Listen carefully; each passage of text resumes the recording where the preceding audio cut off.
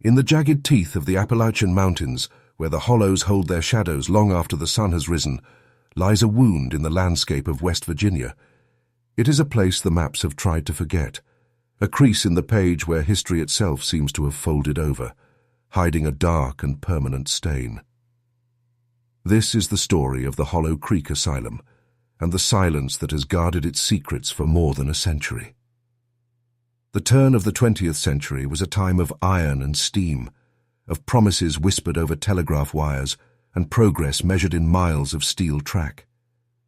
But in the deep, isolated valleys of West Virginia, time moved differently. It was a slower, heavier thing, measured in seasons of coal dust and harvests pulled from unforgiving soil. Here, folklore was as real as the fog that settled in the creek beds, and the old stories of things that walked in the woods were not told to frighten children, but to warn them. The asylum itself was a relic from a more transparently brutal time. Built in 1857 from rough-hewn local stone, its architecture was a monument to severity. It was a place of high, narrow windows that resembled accusing eyes, and a single, formidable bell tower that had not rung since the days of the Civil War. During the conflict, it had served as a makeshift hospital for the Union, a place of amputation and infection where death was a more common physician than any man in a white coat. When the war ended, the building was abandoned. The cots were left to rot, the floors were left stained, and the doors were bolted shut. For nearly 30 years it stood empty, a Gothic skeleton slowly being reclaimed by poison ivy and the patient, relentless forest. But in the early 1890s, something changed. The locals, people who knew the rhythm of the woods as well as their own breathing, began to notice things. A flicker of lantern light in a high window where no lantern should be. The distant, rhythmic clang of a hammer on metal carried on the night air. Wagons, heavy laden and covered with canvas, struggling up the old rutted path long after midnight, their wheels groaning under an unseen weight. The asylum, it seemed, was quietly being reopened. There was no announcement in the county seat, no notice tacked to the church door. It simply awoke, and the whispers began. The people of the surrounding hollows, a community bound by hardship and suspicion, felt a familiar dread settle over them. They knew the look of a place meant to hold things that society wanted to discard, and they knew the sound of secrets being buried. The architect of the asylum's sinister rebirth was a man named Dr. Alistair Crowe.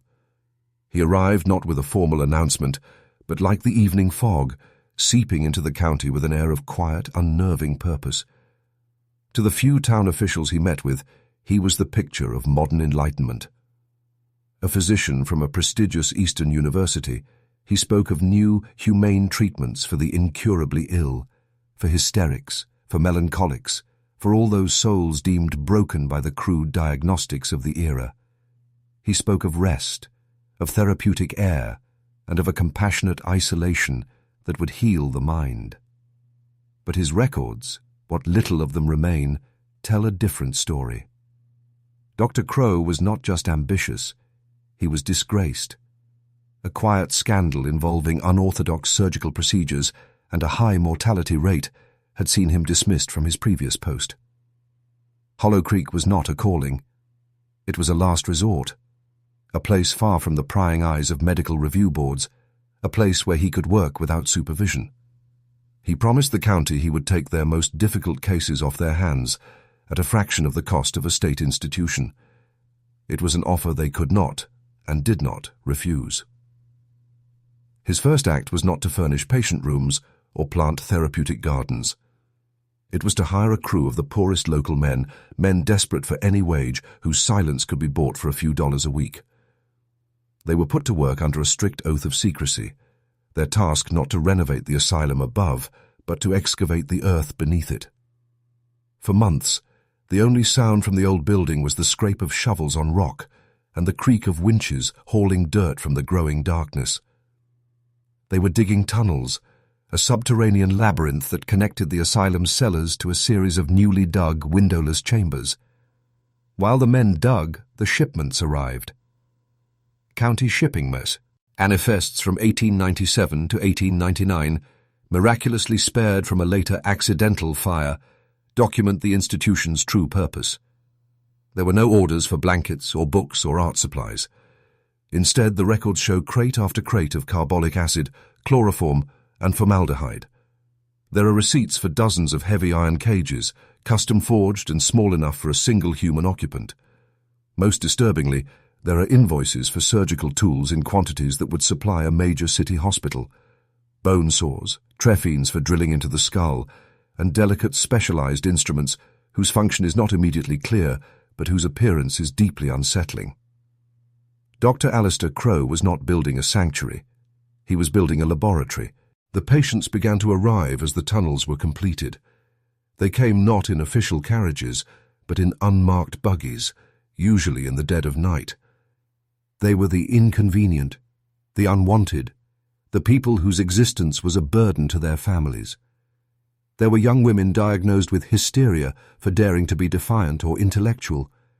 There were children born with physical deformities or developmental delays, seen as a mark of shame upon a family's name. There were elderly relatives suffering from dementia, whose babbling was a source of constant irritation. Dr. Crowe's proposition to these families was a devil's bargain, cloaked in the language of mercy. He offered a permanent solution. Leave your difficult daughter, your burdensome son, your troubled parent in his care. There would be no further costs, no paperwork, no questions. He would provide a life of quiet dignity for them, far from the judging eyes of the world. In return, the family would forget. They would tell their neighbors the loved one had been sent to live with distant relatives or had passed away from a sudden fever. It was a clean break, a quiet erasure. And they were erased. A thorough search of the county ledgers for the years of the asylum's operation reveals a startling void. Not a single patient was ever officially admitted to Hollow Creek. No names, no dates of birth, no causes for committal. Legally, the men, women, and children who passed through its iron gates ceased to exist. They were ghosts long before they were dead. But they were there. Decades later, as old-timers began to speak in hushed tones to curious historians and folklorists, fragmented testimonies emerged. People who were children in the late 1890s recalled being told to stay away from the asylum woods, not just because of bears or snakes, but because of the sounds.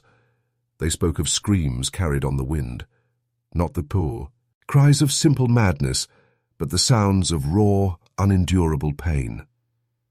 One man, interviewed in the 1950s, recounted how his father, who had worked on Crowe's digging crew, would sometimes wake in the night, sweating and shaking, whispering that he could still hear them singing in the dirt. The asylum had no recorded patients, yet the hills around it were filled with their voices. The most coherent and terrifying account of what transpired within Hollow Creek's stone walls comes from a source that was never meant to see the light of day. The private diaries of a young nun known only as Sister Agnes. Sent by her convent in 1898 to serve as a nurse, she lasted only 6 months before fleeing in the middle of the night, breaking her vows and disappearing from the church's records. She was presumed to have abandoned her faith, a quiet scandal that was quickly forgotten, but she had not abandoned her conscience. In a set of 3 leather-bound journals, written in a cramped, frantic hand, Sister Agnes documented what she witnessed. Her entries begin with a tone of religious piety and a desire to serve God by helping the afflicted. But this quickly curdles into confusion, then fear, and finally into pure, soul-shattering horror. She describes Dr. Crowe not as a healer, but as a predator, moving through the wards with a cold fire in his eyes. She details his treatments. There were the deprivation chambers in the newly dug tunnels, where patients were locked in cages in total darkness and silence for days on end, a treatment Crowe claimed would reset the agitated mind. She writes of the forced dreams, where patients were injected with a cocktail of opiates and unknown substances, then subjected to terrifying sounds and lights while strapped to a table, an effort, Crowe explained, to excise the root of their nightmares. Her most chilling entries describe the surgical experiments. She writes of crude blood transfusions between patients, often resulting in violent convulsions and death, which Crowe meticulously documented as incompatible humours. She details exploratory surgeries performed on living patients, attempts to locate the physical seat of madness, of melancholy, of sin itself within the organs of the body. Her last entry, scrawl, and tear-stained, reads, "He says we are mapping God's mistakes, but tonight I saw him put the heart of a lamb into the chest of the boy who weeps. I heard the sounds. This is not God's house. This is hell's laboratory, and I am its scribe. May the Lord forgive my cowardice, for I can no longer bear witness." The asylum was isolated, but it was not entirely alone. A few hardscrabble farms clung to the surrounding hillsides, owned by families who had worked the same land for generations. They were a wary, quiet people, accustomed to minding their own affairs. But the activities at Hollow Creek were impossible to ignore completely. They remembered the wagons, not just the ones bringing the patients, but others that came and went with an even deeper secrecy. These wagons were always sealed, always arrived after midnight, and were often driven by men who were not from the area. More than one farmer, woken by the sound of their approach, recalled seeing a dark, viscous fluid leaking from the wagon beds, leaving a foul-smelling trail on the dirt road that would be gone by morning. The stench, they said, was like a slaughterhouse left in the sun. The children of these families, driven by a mixture of boredom and morbid curiosity, would sometimes dare each other to sneak through the woods toward the asylum grounds. Most would turn back, frightened by the unnatural silence of the place. But a few went closer. The stories they told later, or rather, the stories their parents told about them, are chillingly consistent. A child who got close enough to peer through the cellar grate would return pale, silent, and shaken. They would refuse to speak of what they saw, suffering from nightmares for weeks afterward. One boy, the son of a farmer named Silas Miller, was found hiding in his family's barn, his eyes wide with terror. When his mother finally got him to speak, he said only 3 words. The cage man cried. After that, he never spoke of it again. The veil of secrecy around the asylum was held in place not just by Dr. Crowe's authority, but by a profound and contagious fear. The neighbors saw too much, and they learned that the only defense was to look away. For nearly a decade, the horrors of Hollow Creek remained buried beneath the earth and a conspiracy of silence. But on the night of August 12, 1903, the earth itself rebelled. A summer thunderstorm of biblical proportions swept through the mountains, turning the creeks into raging torrents and the soil into liquid mud. Rain fell in blinding sheets, and lightning struck the ridges with the force of artillery. In the middle of the storm, a sound louder than any thunderclap echoed from the asylum hill, a deep, grinding roar of rock and collapsing earth. A section of the tunnels, improperly supported and weakened by the deluge, had given way. The cave-in tore a massive, ragged hole in the ground near the asylum's western wing, exposing a portion of Dr. Crowe's subterranean world to the storm-lashed night. Several local men, farmers from the surrounding properties, saw the flicker of panicked lanterns and, believing there had been a simple structural failure, rushed to help. It was an act of neighborly instinct they would regret for the rest of their lives. What they found was not a simple collapsed cellar. The chasm opened into a scene from a nightmare. In the flickering light of their own lanterns, they saw rooms filled with iron cages, some empty, some twisted by the collapse, and some occupied. They saw shelves lined with specimen jars containing organs and unidentifiable biological matter. They saw surgical tables stained with old blood and strange articulated machinery of brass and steel, its purpose horrifyingly unclear. The air itself was thick with the smell of chemicals, decay, and a profound animal terror. The rescuers froze, their mission of mercy forgotten, replaced by a paralyzing horror.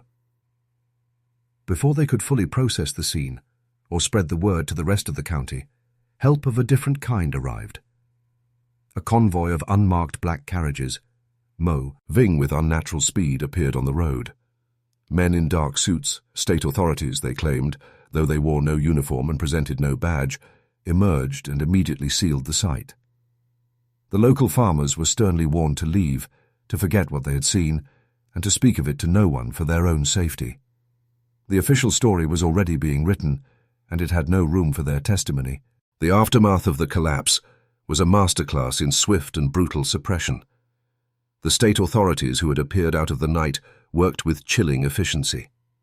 The site was cordoned off, not with simple rope, but with armed guards who turned away anyone who approached, including the local sheriff. The official narrative was disseminated with quiet, unassailable force. Within a week, the local newspaper, the West Virginia Herald, printed a small article on an inside page. It reported a minor structural failure at the privately run Hollow Creek facility due to the recent storm. It mentioned that the asylum, which had been preparing for a grand reopening, would now be closing indefinitely for extensive renovations. There was no mention of patients, no mention of tunnels, and no mention of what the first responders had seen. The editor of that paper would, a year later, retire to a comfortable new home on the other side of the state. The physical evidence vanished with equal speed. Records at the county seat pertaining to the asylum's land deed, its tax status, and the shipping manifests from the rail depot were lost in a small, contained fire at the records office that very same week. The official cause was listed as a faulty gas lamp. It was an unfortunate, but thoroughly convenient, accident. And what of the families? The few who had quietly surrendered their relatives to Dr. Crow's care and later suffered a crisis of conscience were met with a bureaucratic brick wall. They were told their loved ones had been safely transferred to another, better-equipped state facility before the collapse. But there were no transfer records, no forwarding addresses, no graves to visit. The people who had been erased from the public record were now erased from their own family histories. Hollow Creek was not just a closed institution, it was a memory that was being actively and successfully murdered. For over 60 years, the murder of that memory was almost perfect. The asylum ruins crumbled, the woods grew thick, and the story of Dr. Crow faded into the realm of ghost stories told by old men on their porches. But truth, like a body buried in a shallow grave, has a way of rising to the surface. In the summer of 1967, a pair of graduate students from West Virginia University were tasked with the tedious job of archiving a collection of donated materials from a recently closed convent. Buried deep in a mislabeled crate filled with old ledgers and hymnals, they found them. 3 small, leather-bound diaries. The ink was faded, the pages brittle, but the story they told was utterly arresting. They were the lost journals of Sister Agnes. The discovery sent a small shockwave through the university's history department. The diaries provided a name, a timeline, and a terrifyingly detailed eyewitness account of the legends that had haunted Hollow Creek. The story was no longer just folklore, it was testimony. Energized by the find, researchers began a frantic search for any corroborating evidence. They found very little, but what they did find was explosive. In another archive, filed under State Infrastructure Projects, 1900 to 1910, they located a thin envelope. Inside were a half-dozen blurred black and white photographs. The labels simply read, HC Site Assessment, 1903. The images were of poor quality, taken in low light, but their content was unmistakable. One showed a row of rusting cages in a collapsed subterranean room. Another offered a close-up of a strange metal chair with restraints and a complex head harness. A third showed shelves of shattered glass jars, their contents spilled across the muddy floor. They were photographs of the ruin the farmers had stumbled upon, taken by the very state officials who had buried the truth. The researchers believed they had found the historical discovery of a lifetime. They prepared to go public. But before they could, The authorities of the past reached out and silenced them once more. Officials from the State Historical Preservation Office arrived, citing privacy concerns for the potential descendants of asylum patients. The diaries, the photographs, and all related research were confiscated and locked away in a restricted access vault. The official reason was to protect the public from morbid sensationalism.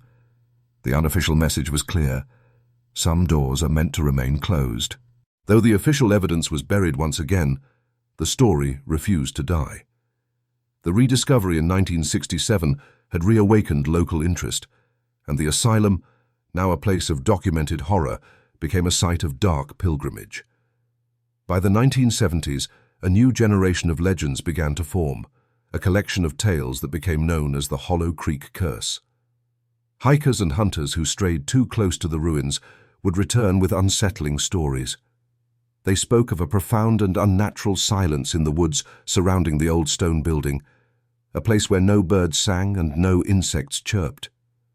Some claimed to find artifacts half buried in the soil: a rusted buckle from a straitjacket, a length of heavy chain, a small leather shoe. One man swore he found a human jawbone in a creek bed, its teeth filed into unnaturally sharp points. The local people, whose grandparents had been the first to whisper about the asylum, now refused to speak of it at all. To them, it was not a place of history, but a place of active malevolence. They claimed the land was soured by the suffering that had taken place there, and that the dead are not at rest. Parents warned their children that to even speak the name Dr. Crow was to invite a nightmare. They believed that the spirits of the unrecorded patients were still trapped there, their agony having seeped into the very stones and soil. The curse was one of sadness and silence, a belief that the land itself was holding its breath, waiting for a justice that would never come. Today, the ruins of the Hollow Creek Asylum still stand, though you will not find them on any tourist map. The state maintains ownership of the land, and access is strictly forbidden. Weather-beaten no trespassing signs, riddled with buckshot, are nailed to the trees lining the old, overgrown road. The forest has been relentless in its effort to reclaim the site. Vines strangle the stone walls, and trees grow up through the collapsed floors of the old wards. The bell tower still stands, a jagged finger pointing at the sky, a silent monument to a history that refuses to be fully erased. There are no official tours, no historical markers. The state's position is one of quiet denial. And yet, people still go. Trespassers, ghost hunters, and the morbidly curious still find their way through the woods, drawn by the power of the place and its terrible secrets. The stories they bring back are all the same. They speak of a sudden, inexplicable drop in temperature inside the ruins, even on the hottest summer day. They describe the feeling of being watched by unseen eyes from the empty, gaping windows. And most of all, they speak of the sounds. They claim that if you stand in the asylum's ruined nave and hold your breath, you can hear it, a faint, whispering sound, like voices on the edge of hearing, carried on the wind that sighs through the stone halls. The story of the Hollow Creek Asylum does not end with answers. There is no final confession, no discovered ledger with the names of the lost. There is no justice. There is only the crumbling stone, the encroaching wilderness, and the chilling, persistent silence. It is a silence that speaks louder than any record, a testament to the forgotten, and a permanent reminder that the most terrifying experiments are not those performed on the body, but those performed on the truth itself.